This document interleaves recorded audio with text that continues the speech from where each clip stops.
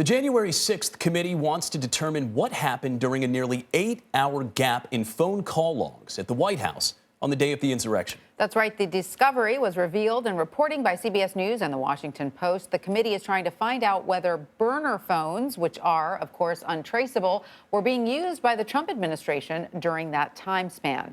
CBS News chief election and campaign correspondent Robert Costa, who helped uncover these records, spoke with January 6th committee member Congressman Jamie Raskin about the investigation. How is the committee going to find out how he was making calls, who he was calling? What's interesting about this process to me is that we've had overwhelming cooperation from the people we've connected with. More than 800 witnesses have come forward to testify or to give informal statements to us. And so certain people think that they can escape the net of our investigation.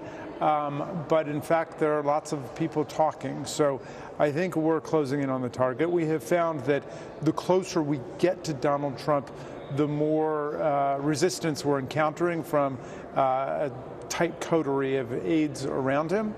And we're trying to deal with that with the contempt process and also by being more creative and enterprising in the investigative techniques we use. And Robert Costa joins us now. Hi, Robert. Fantastic reporting here. So what other insights did you gain from Congressman Raskin? Congressman Raskin is not only a member of the January 6th committee, he is also a constitutional lawyer.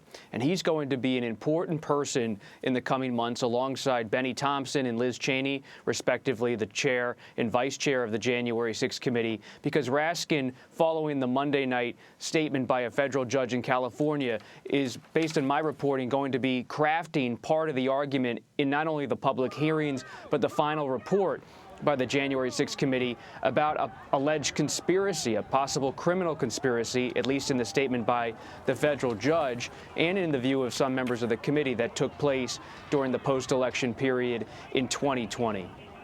Robert, there are some members of the January 6th committee who are saying this, at the very least, has the appearance of a possible cover-up. Tell us more.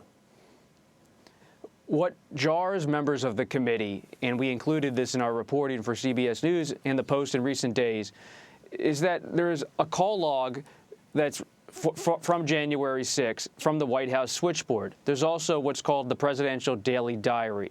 What's missing are any kind of records or notes about calls President Trump made between around 11:17 a.m. on January 6th until the early evening, a 7-hour and 37-minute gap, nearly 8-hour gap. Usually, in most White Houses, including the Trump White House, someone who's the president's assistant takes notes on calls that were made inside of the Oval Office. But what happened in this situation is unclear, and that's why there's a gap. That's why the committee doesn't have the documents. If someone did take notes, where are they? Were they not given to the National Archives, which then turned over documents to the committee? If there were notes taken and they were withheld from the National Archives or the committee, why was that the case? And the looming question with regard to the burner phones is President Trump is known as someone who had used aides' phones in the past, staffers' phones, to make different kinds of phone calls that might not be taken as part of the government's record. Did that happen? Did he use aides' phones during the January 6th period? That's nearly 8-hour gap. And did he use a burner phone? We don't know that, but we do know the committee is looking into that question.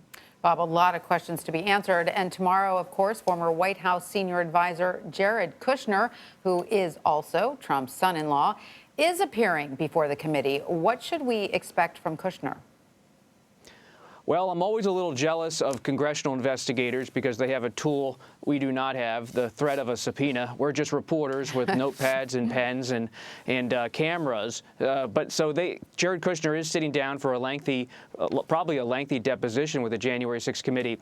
What will be intriguing to me as a reporter is Jared Kushner was not there inside the West Wing for much of January 6th, if at all. He was someone who was traveling most of that day, but he was a a firsthand witness to the post-election period, how then-President Trump was listening to lawyers like Sidney Powell and John Eastman, very controversial lawyers who were recommending different kinds of plans to hold off Biden's certification.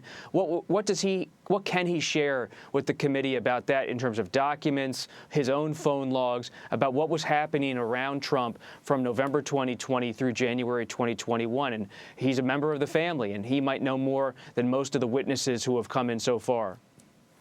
You'll have to let us know if you make any progress on the subpoena power for reporters. Robert Costa, thank you. Thank you.